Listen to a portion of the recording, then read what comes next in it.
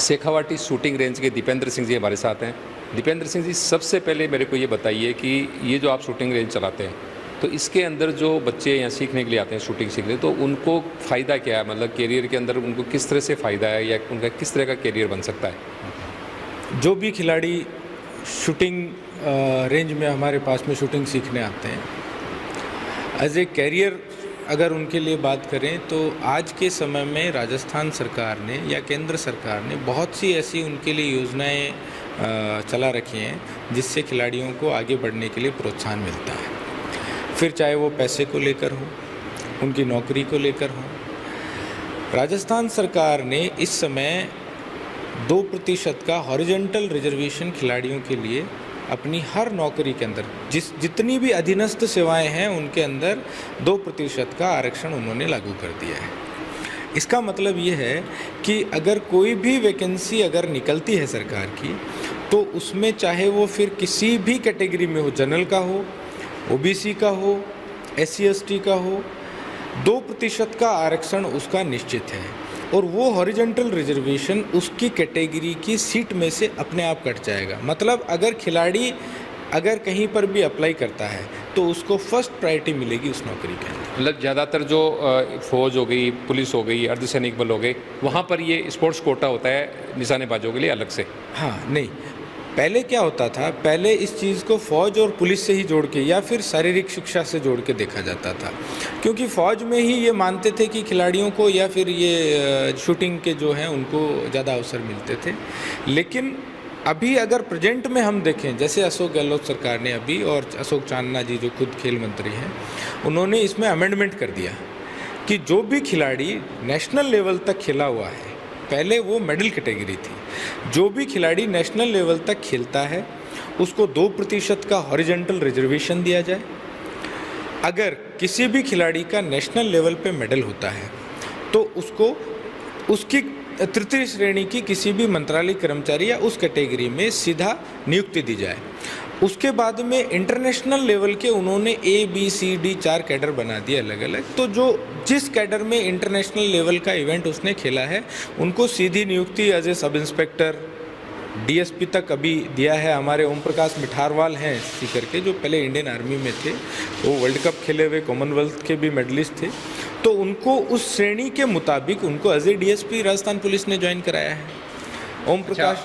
ये बात हो गई करियर की। अब मुझे बताइए कि आप ये जो शूटिंग रेंज चलाते हैं, तो सबसे पहले कोई भी स्टूडेंट आपके पास आता है तो आपकी क्वालिफिकेशन, यानी शूटिंग के अंदर आप कितने एक्सपर्ट हैं, आपने कितने टूर्नामेंट्स जीते हैं, आप अपनी क्वालिफिकेशन बताइए। मैं 2009 से शूटिंग कर रहा हूँ और 2015 से नेशनल पोर्टल पे हैं। 2016 से मैं नेशनल रनाउंड शूटर हूँ, इंडिया टीम ट्रायल्स में भी रहा हूँ, मेरे नेशनल के 3 मेडल भी रहे हैं और कुल मेरे पास में 13 मेडल हैं जो अलग अलग इवेंट के हमारे इवेंट्स होते हैं उनके अंदर के। मैं 50 मीटर राइफल .22 प्रोन करता हूँ, शॉट गन भी करता हूँ इवेंचुअली, और राइफल और पिस्टल, जो 10 मीटर राइफल, 10 मीटर पिस्टल और 50 मीटर राइफल, 25 मीटर .22 और 32 पिस्टल, इन सभी का मैंने पूरा का पूरा स्टडी और कोर्स कर रखा और हम इन सब के एक्सपर्ट हैं। शॉटगन एक अलग इवेंट है जिसको अभी तक आपने जो चालू किया 2015 में, तब से लेकर अब तक कितने बच्चे आपके पास में ट्रेनिंग के लिए आ चुके हैं और उनमें से कितनों को कैरियर में सक्सेस हुए हैं? बिल्कुल आंकड़े यहाँ? बिल्कुल आंकड़े हैं हमारे पास में। हमारे पास में 2015 से लेके और 19 तक, क्योंकि उसके बाद में कोविड आ गया था, तो जो बीच के जो 4-5 साल थे उस दौरान 48 नेशनल रनाउंड शूटर हमने सीकर को दिए हैं। 48 नेशनल प्लेयर आपने? बिल्कुल हमने दिए हैं।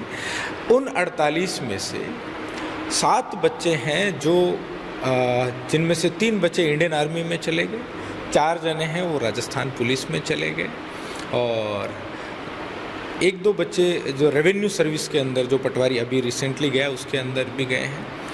तो ये तो वो हैं जो ऑलरेडी लग चुके हैं। वही जो 48 अगर आप देखेंगे, उन्हीं बच्चों में से बहुत से बच्चे अभी तक ऐसे हैं जो नौकरी नहीं करने वाले या नहीं करना चाहते। क्योंकि होता क्या है, हम आंकड़े ये देखते हैं कि कर लिया फिर वो ज्वाइन क्यों नहीं कर रहा है या करेगा?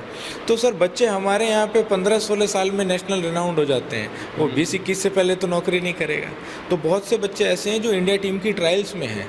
अभी 2021 में मतलब वो और आगे टूर्नामेंट जीत इंटरनेशनल खेलने के लिए तैयारी कर रहे हैं। वो लोग जॉब की अगर बात करें तो नौकरी उनकी सुरक्षित है, उनको छांटना ये है कि मुझे किस कैडर की नौकरी करनी। चलिए दीपेंद्र सिंह जी, ये बात तो हो गई कि आपके 48 बच्चे हैं, उनमें से कई जॉब में चले गए, बाकी अभी और आगे बढ़ने की तैयारी कर रहे हैं। अब मुझे ये बताइए कि यहाँ के जो हमारे सीकर के जो आसपास के लड़के हैं, कोई अभिभावक अपने बच्चों को इस फील्ड में भेजना चाहें तो उनको ये पता लगना चाहिए कि कितना टाइम लगता है इसके अंदर और कितना खर्चा होता है। तो लगभग क्या मतलब इसका खर्चा पड़ता है और कितना बच्चे को टाइम देना पड़ता है? बिल्कुल बिल्कुल, ये बड़ा अच्छा सवाल है और यही सबसे पहले पेरेंट्स भी पूछते हैं। देखिए, मोस्टली अगर मेरे से बात करें तो आज से 2013-14 से पहले की अगर मैं बात करूं तो यही इवेंट जो हम आज करा रहे हैं, इस इवेंट को चालू करने का मतलब था कम से कम 3-4 लाख रुपए। अब 3-4 लाख रुपए की आज की वैल्यू और 3-4 लाख की वैल्यू 10-12 साल पहले की बहुत ज़्यादा थी। इतना पैसा कम से कम लगाना ही पड़ेगा, तब तो आपके पास में इक्विपमेंट्स आएंगे। फिर आपके लिए समस्या ये होती थी कि वो रेंज कहाँ प्रोवाइड होगी या वो सिस्टम कहाँ प्रोवाइड है जिसमें हम खेलें, और चैनल कैसे जाएगा। ये एक बड़ी समस्या थी हमारे यहाँ की। संयोग से क्या हुआ, इंडियन आर्मी ने गेम को प्रमोट किया, तो धीरे धीरे गेम बाहर आने लगा, लोगों को समझ में आने लगा। तो अच्छा, हथियार हमारे पूरे इम्पोर्टेड हैं, हम इन वेपन से करें इनके। बात आपके हथियारों की नहीं है, बात ये भी नहीं है कि एकेडमी शुरू करते हैं उसमें क्या खर्चा, उस पर नहीं है। बात ये है कि पेरेंट्स को क्या, मैं वही कहना चाह रहा हूँ। तो वो जो चीज़ थी ना, उसके कारण क्या होता था, हर कोई उसमें हाथ नहीं डालता था। वो 3-4 लाख रुपए लगे, बच्चा नहीं कर पाए तो एक इतना बड़ा नुकसान होता था, मध्यम वर्गीय परिवार नहीं झेल पाते थे। हमने क्या किया, एकेडमी जब डाली, अब वेपन्स हमने इंपोर्ट करवा दिए। तो जो वेपन 1.5-2 लाख का वेपन आ जाता, किट मिला के 3-4 लाख का पूरा सेटअप उसका बेचारे, मतलब वो इन्वेस्टमेंट वो हमने कर दिया। अब वो हमने कर दिया तो हम उसको 10% पे लेके आ गए। So it's near about 50-55,000 annual, सालाना 50-55 हज़ार रुपये का एवरेज कॉस्टिंग। अगर सीकर जैसे शहर में मैं बात करूं तो उतने में वो 1 साल तक शूटिंग कर सकता है, जिसमें उसका फीस भी आ जाती है, जिसमें उसके जो पैलेट्स टारगेट्स वगैरह आते हैं उसका खर्चा भी आ जाता है। अब शहर और उसकी जैसे जयपुर है, तो जयपुर में ये आप उसको 20-1 हज़ार रुपये और बढ़ा दी, वो था वहाँ थोड़ा सा महंगा पड़ता है। तो लगभग 50-60 हज़ार रुपये का खर्चा सालाना पड़ जाता है। अब इसमें भी ऐसा है, समय कम से कम अगर 14-15 साल का बच्चा है तो वो 1 साल में अगर आराम से करता है तो 1 साल में वो नेशनल जा सकता है, क्योंकि इंडिविजुअल गेम है, खुद की मेहनत पे निर्भर करता है। अगर वो समयबद्ध से मतलब ये है कि जैसे हमारा कैलेंडर जुलाई में स्टेट्स शुरू होते हैं, जुलाई-अगस्त में, अब बच्चा जनवरी में आता है तो जनवरी से जुलाई के बीच में उसको 5-6 महीने का समय मिलता है तैयारी का, तो वो तैयार हो जाता है, स्टेट पास हो जाता है। स्टेट पास होने के बाद में उसको जोश आता है, थोड़ा और टाइम मिलता है, सितंबर-अक्टूबर तक हमारे 2 प्री नेशनल्स होते हैं, उसमें पास हो जाता है। अच्छा, ये जो टूर्नामेंट्स होते हैं, क्या ये सरकार आयोजित कराती है, कौन करवाता है? बिल्कुल, मैं आपको बता देता हूँ। ये NRAI हमारी हिंदुस्तान की सबसे बड़ी शूटिंग की संस्था है, national rifle association of India. NRAI के अंडर जितने भी स्टेट्स होते हैं, वो जैसे RRA, Rajasthan rifle association Rajasthan की ऑफिशियल संस्था है। RRA हमारा स्टेट ऑर्गेनाइज कराती है राजस्थान राइफल, और राजस्थान राइफल एसोसिएशन जो स्टेट ऑर्गेनाइज कराती है, जिसको गवर्नमेंट ऑफ राजस्थान सपोर्ट करती है। जब क्रीड़ा परिषद में वो रजिस्टर्ड होते हैं, वो जो भी प्रोसेस है संस्था का, और RRA का जो स्टेट होता है, NRAI उसको कंसिडर करती है एज ए स्टेट टूर्नामेंट। उसके बिहार पे उन्हीं खिलाड़ियों को प्री नेशनल्स में एंट्री NRAI करवाती है। NRAI प्री नेशनल कंडक्ट करवाती है, जोनल इवेंट भी NRAI कंडक्ट करवाता है। उसमें जो पास होते हैं उन बच्चों को नेशनल पोर्टल पे NRAI ही खिलवाता है। मतलब जो नेशनल राइफल एसोसिएशन है वो ये सारे कंडक्ट करवाती है, प्रतियोगिताएं जो आयोजित करती है। बिल्कुल बिल्कुल। तो ये थे शेखावाटी शूटिंग रेंज के दीपेंद्र सिंह जी। इन्होंने बहुत सी बातें बताई है। यदि आपका बच्चा भी शूटिंग के अंदर उसको रुचि है और आप चाहते हैं कि आपका बच्चा भी शूटिंग के अंदर अपना कैरियर बनाए, तो आप इनसे संपर्क कर सकते हैं।